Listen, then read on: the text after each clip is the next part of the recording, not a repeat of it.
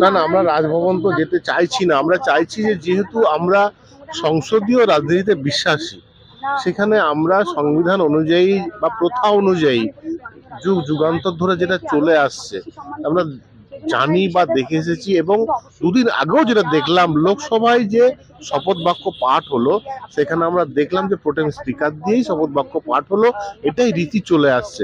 তাহলে তো ওখানেও তো ভারতের প্রেসিডেন্ট সর্বোচ্চ যিনি কনস্টিটিউশনাল হেড, উনি তো দাবি রাখতে পারতেন, বলতে পারতেন, আবেদন রাখতে পারতেন যে আমার প্রেসিডেন্ট হাউসে এসে আপনারা শপথ বাক্য পাঠ করুন বা আমি শপথ বাক্য পাঠ করাবো। কিন্তু সেই ক্ষেত্রে তো অন্যথায় হচ্ছে না, অন্যান্য রাজ্যের ক্ষেত্রেও কিন্তু অন্যথায় হচ্ছে না। তাহলে আমাদের পশ্চিমবাংলার ক্ষেত্রে কেন অন্যথায়টা ঘটবে?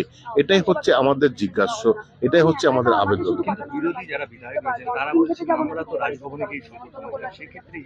দেখুন, এটা তো সম্পূর্ণ ওনাদের মতামত। যেন বিধানসভা আজকের দিনে একটা জিনিস সবার কাছে পরিষ্কার যে কনস্টিটিউশনাল যে হেড, সে কিন্তু রাজনীতির ঊর্ধ্বে সবসময় থাকতেন। আজকে যেটা হচ্ছে যে রাজনীতিতে তিনারাও যেন ময়দানে লাফিয়ে নেমে পড়ছেন রাজনীতি করার জন্য, এবং সেই পদগুলোর মনে হচ্ছে যেন গরিমা বা কলুষিত হচ্ছে, গরিমা নষ্ট হচ্ছে, কলুষিত হচ্ছে। আমরা প্রয়োজনে দরকার হলে পরে গভর্নরের উপরেও যিনি আছেন, প্রেসিডেন্ট আছেন, প্রেসিডেন্টের কাছে আমরা দরকার হলে দরবার করতে পারি, আবেদন করতে পারি যে আমাদের কাছে একটা, আমরা সুবিচার চাইতে পারি। তো এই তো আমাদের অপূর্ব সরকার ডেভিড দা, যিনি আজকে বহুদিন থেকে এই বিধানসভায় জড়িয়ে, আমরা সবাই 4বার শপথ হয়েছে বলছেন আপনাদেরকে, ঠিক আছে, আমরাও জানি সেটা। তো উনি তো বলছেন, তো বিরোধীরা তো শপথ নিয়েছেন এই বিধানসভাতে। ইভেন কি আমাদের যারা তৃণমূলের যারা ছিলেন একটা টাইমে, যখন সিপিএম ক্ষমতায়, তখন কি তৃণমূলের কেউ ছিলেন না?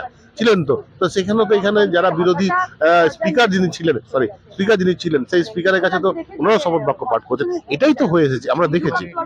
হ্যাঁ, দেখুন, আমরা তো অ্যাকচুয়ালি দেখুন, মানুষের জন্য মানুষ আমাদের পাঠিয়েছে এখানে। মানুষ আজকে সমস্ত রকম পরিষেবা থেকে ব্যাহত হচ্ছে। মানুষের আজকে মুমূর্ষ পেশেন্ট, আমাদের প্রত্যন্ত মুর্শিদাবাদ এলাকা, এই মুর্শিদাবাদ এলাকা ভববাংলা আরও একটা প্রত্যন্ত জায়গা, বর্ডার এলাকা, সেখানে মানুষ দেখুন পরিযায়ী শ্রমিক সব থেকে বেশি আর্থ সামাজিক ক্ষেত্রে অনেক পিছিয়ে আছে।